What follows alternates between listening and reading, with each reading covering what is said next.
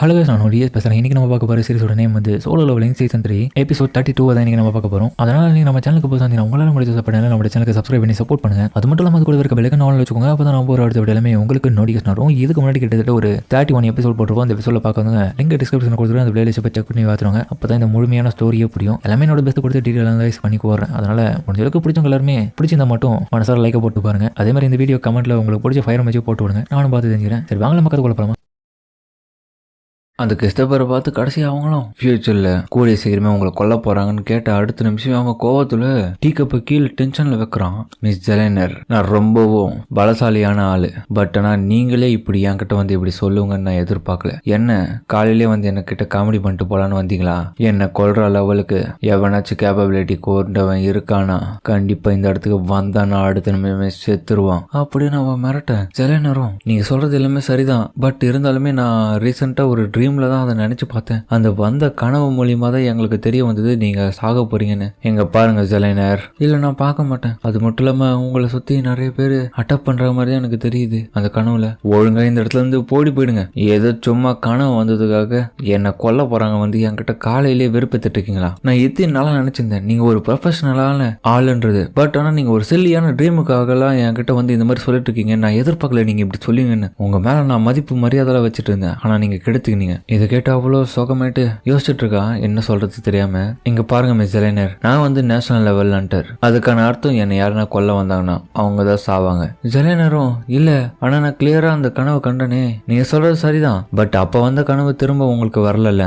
என்னை நம்புங்க, எனக்கு ஒன்னும் ஆகாது. நான் சொல்ற மாதிரி நடக்கதா இல்லையா பாருங்க. அது மட்டும் இல்லாம இப்படியே விட்டா உங்களுக்கு பின்னாடி ஃபியூச்சர்ல கொல்ல வராங்க சொன்னல, மேபி அது நடந்தாலும் நடக்கலாம். அதனால நீங்க கொஞ்சம் உஷாரா இருங்க. நீங்க கவலைப்படாதீங்க, என் மேல இருக்க அக்கறையில் தான் வந்து சொல்றீங்கன்றது தெரியுது. நான் இதுக்கப்புறம் பாத்துக்கிறேன். ஆனா இருந்தாலும் உங்களுக்கு ஹெல்ப்புக்கு ஒரு ஆள் தேவையில்ல. என்ன சொல்றீங்க? அப்பனா எனக்கு ப்ரொடெக்ஷனுக்கு ஒரு நேஷனல் லெவல் ஹண்டரை போட போறீங்களா? யாரும் எனக்கு தேவையில்லைன்னு சொல்ல. இல்லைங்க அப்படி மட்டும் சொல்லாதீங்க. உங்களுக்கு ஹெல்ப் பண்ணுறதுக்காக நாங்கள் ஒருத்தர் கேட்கலான்னு கூட நடிச்சிட்டு இருக்கோம். அது வேற யாரும் இல்லை, உங்களையே ப்ரொடெக்ட் பண்ணுற லெவலுக்கு கேப்பபிலிட்டி கொண்ட எஸ்ரங்கர் ஹண்டர் சஞ்சின்வோ. அவர் உங்களை ஈஸியாக பாதுகாப்பாரு. என்னது சஞ்சின்வோவா அப்படின்னு அவனும் இதை கேட்டுட்டு ஷாக்காக ஹீரோ இப்போ அந்த கேட்டை விட்டு வெளியே வரான். அப்புறம் ஹீரோ வெளியே வரும்போதே அவன் கொன்னது விளைவா எனக்கு இது கிடைச்சிருக்கு. அந்த பாஸ் உண்மையிலே தெரியுது என்ன போல ஒரு மானாச்சு தான் ரொம்பவும் மோசமானவன். அவனை ஸ்பெஷல் செயின்ஸால கொண்டு லாக் பண்ணிருக்காங்கன்னா அவன் எப்படியாப்பட்ட ஆபத்தானவன்றது இதுல இருந்து நல்லாவே தெரியுது. நல்ல வேலை இந்த பிரச்சனை எப்படியோ ஒரு வழியா நம்ம முடிச்சிட்டுமே. கூடவே நான் இன்னமும் ஸ்ட்ராங் ஆகணும். ஏன்னா அவன் சொன்னது பேர்ல இன்னமும் நிறைய மானார்ச் அப்புறம் ரூரல்ஸ் இவங்க 2 பேரையும் விட நான் ஸ்ட்ராங்கான மட்டும்தான் பின்னாடி ஃபியூச்சர்ல எனக்கு ஆபத்தை வரமாட்டானுங்க அப்படின்னு ஹீரோவோ 2 பேரையும் யோசிச்சு பார்க்க. இப்ப ஹீரோ வேற அந்த டஞ்சனை கிளியர் பண்ணிட்டான். இதனால உலகம் ஃபுல்லா இந்த நியூஸ் வந்து பயங்கரமா பரவுது. ஏன்னா எஸ்ரங் கேட்டி ஹீரோ வந்து அசால்ட்டா முடிச்சுட்டு வந்துட்டான், எவனாலையுமே முடிக்க முடியல. இதனால சோசியல் மீடியால இது பயங்கரமா பரவுது. நியூ எஸ்ரங் ஹண்டர் இந்த இடத்துக்கு வந்துட்டாரு, இதுக்கப்புறம் அவர் பட்டைய கலப்ப போறாரு. அவர் தான் சஞ்சின்வோ. அவர் ரீசெண்டா நடந்த ஜேஜோ ஐலாண்ட் ரைட்ல கொரியா சார்பா போயிட்டு அட்டாக் பண்ணி அது எல்லாமே ஈஸியா முடிச்சிட்டு இருக்காரு. அவர் தான் இப்போ கூட ஜப்பான்ல டோக்கியோல வந்திருக்க அந்த எஸ்ரங் கேட்டை வந்து முடிச்சிருக்காரு ஈஸியா அப்படின்ற ஒரு விஷயம் எல்லாமே பரவிட்டு இருக்க. இன்னொரு பக்கம் பார்த்தா ஒரு ஜெயண்டும் சைனாவை நோக்கி கடல் வழியா போயிட்டு இருக்கன்றத மென்ஷன் பண்ணிருப்பாங்கல்ல ஒரு சாப்டர்ல. அப்படி போன அந்த ஜெயண்ட்டை வந்து பார்த்தா இந்த இடத்துல இருக்க எஸ்ரங்கரும் போட்டு கொண்டு வச்சிருக்கான். இதுக்கு தான் நோட்டீஸ் பண்ணுங்கன்னு அப்பயே சொன்னேன். அதை தான் இப்போ மென்ஷனும் பண்றாங்க.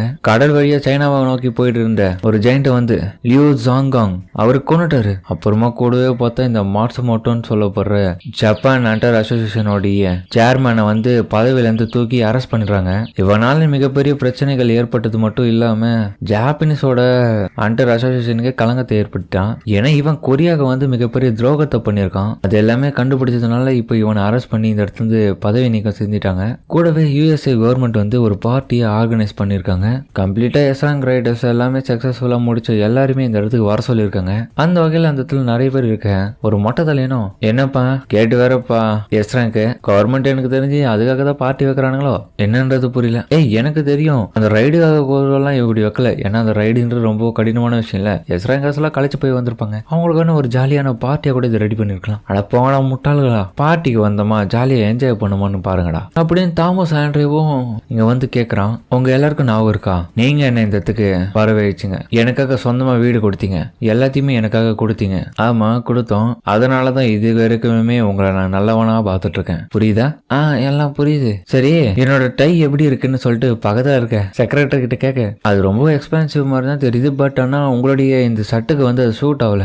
அப்படியா, சரி ஓகே, உனக்கு பிடிக்கலாம் வேணாம் சார், பிரச்சனை இல்லையா, அதை தூக்கி போறீங்க, அதான் என்ன நீ உனக்கு பிடிக்கலன்ட்டியா, அதுவே எனக்கு போதும் சார். அப்புறம் இன்னொரு விஷயத்தையும் சொல்லிக்கிறேன், இந்த பார்ட்டியை பொறுத்த வரைக்கும் இந்த வருஷத்துல இன்டர்நேஷனல் கில்ட் எல்லாத்தையுமே கான்ஃபரன்ஸுக்காக கூப்பிட்டு இருக்காங்க. அந்த லிஸ்ட்ல இருக்கிற கில்ட்ஸ் எல்லாத்தையுமே அந்த கான்ஃபரன்ஸ்ல கட்டாயமா கலந்துப்பாங்க, இன்க்ளூடிங் சவுத் கொரியாவுடைய ஹாஜின் கில்ட் கூட வரப்போறதா கேள்விப்பட்டேன். என்னது ஹாஜின் கில்ட்டா? ஆமா சார், இப்பதான் புதுசா உருவாக்குன நம்ம சஞ்சின் ஓவுடைய ஹாஜின் கில்ட் அது. ஓ அப்படி போதா கதை, அவன் ஒரு கில்ட்டே உருவாக்கிட்டானா, அதான் பேரா, பரவாயில்ல. அதுக்கப்புறம் ஹீரோவும் ஷேடோ ஆர்மிஸ் கிட்ட பார்த்து கமாண்டர் கொடுத்துட்டு இருக்க, பின்னாடி இருக்க ஆளுங்கெல்லாம் பார்த்துட்டு சூப்பர் சார் நீங்க வேற லெவல் அப்படின்னு சொல்லிட்டு சொல்ல, ஹீரோவும் அடைச்சா நீங்க சொல்றது எல்லாமே நல்ல விஷயம் தான், பட் இருந்தாலுமே என்னை தாண்டியும் ஒன்று வந்து இந்த இடத்த விட்டு ஓஷன் வழியா போயிட்டு இருக்குல்ல, பட் இருந்தாலுமே அது எப்படியோ தடுத்துட்டீங்க. என்னால முடிஞ்ச அளவுக்கு இன்னைக்கு ஸ்ட்ரென்த்தை கொடுத்து உங்களுக்கு உதவி பண்ணிருப்பேன். சோல்ஜர்ஸ் எல்லாம் பார்த்துட்டு உண்மையிலேயே இன்கிரெடிபிளான ஆளு இவரு தான் சஞ்சின் ஹோவா, இவருடைய எபிலிட்டி எல்லாம் சூப்பரா இருக்கு.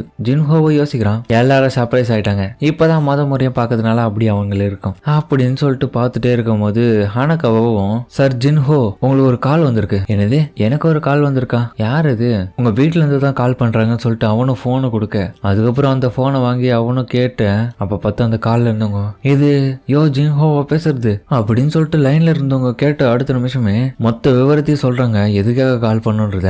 இதை கேட்ட உறைஞ்சு போயிடுறான் அவன். ஆனா வெளியில எதுவுமே ஹீரோ கிட்ட காட்டிக்காத மாதிரி, சாரி சார் கொஞ்சம் இப்போதைக்கு நான் இந்த இடத்துல இருந்து கொரியாவுக்கு திரும்ப போய் ஆகணும் அர்ஜென்ட்டா. என்னடா எதனா ஆயிடுச்சான்னு. ஆனா அவன் எதுவுமே சொல்ல, ஹீரோக்கு தெரிஞ்சு போயிடுச்சு.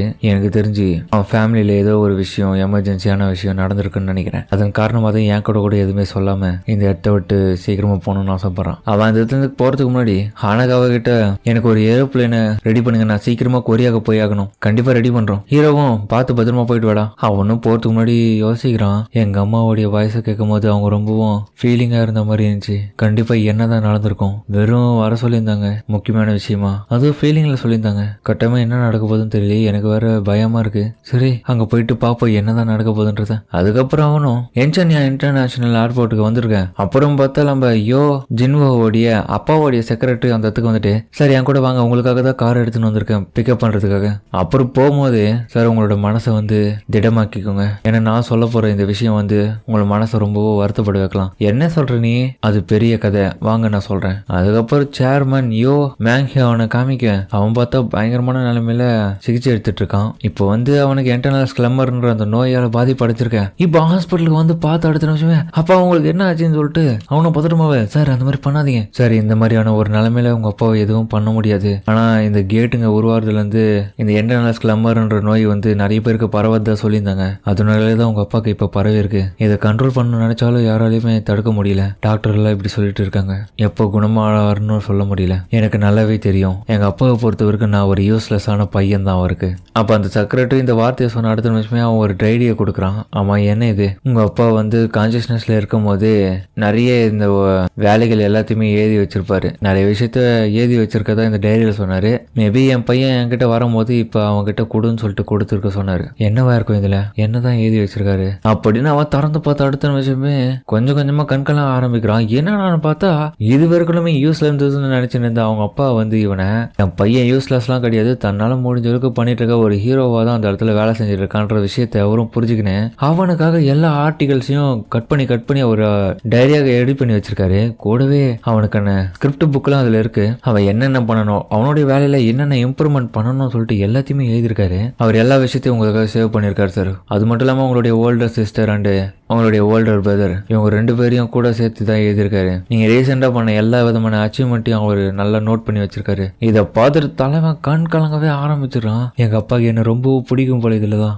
நான் தான் தப்பா புரிஞ்சிட்டு இருக்கேன் அவரை. சரி வாங்க இந்த திருந்து கிளம்புன்னு சொல்லிட்டு அவனும் கிளம்பலாம் பார்க்க, அப்ப ரூம்ல பார்த்தா யாரோ வர சவுண்டு கேக்குது. ஆனா அவன் ஒரு நிமிஷம் பார்த்துட்டு யாரோ இல்ல போல அப்படின்னு சொல்லிட்டு கம்முன்னு அந்த திருந்து கிளம்ப, என்ன சார் ஆச்சு? ஒண்ணு இல்ல வா கிளம்புன்னு சொல்லிட்டு அவங்க கிளம்பிட்டேன்.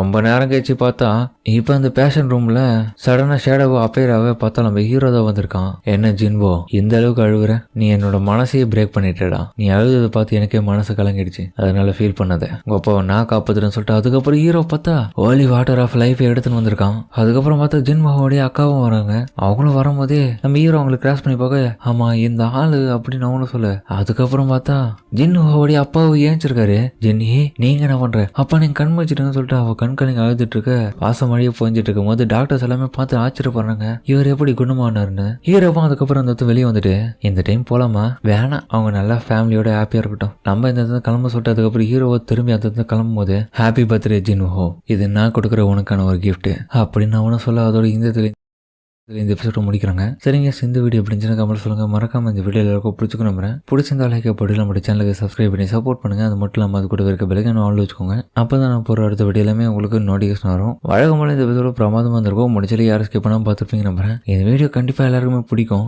ஏன்னா பிரமாதமான எமோஷன்லாம் இருந்திருக்கும். எல்லாமே என்னோட பெஸ்ட் கொடுத்து பண்ணியிருப்பேன். முடிஞ்சவரை யாரும் ஸ்கிப் பண்ணாமல் பார்த்துருப்பீங்க நம்புறேன். சரிங்க நம்ம இதோட இந்த வீடியோ முடிச்சுமா.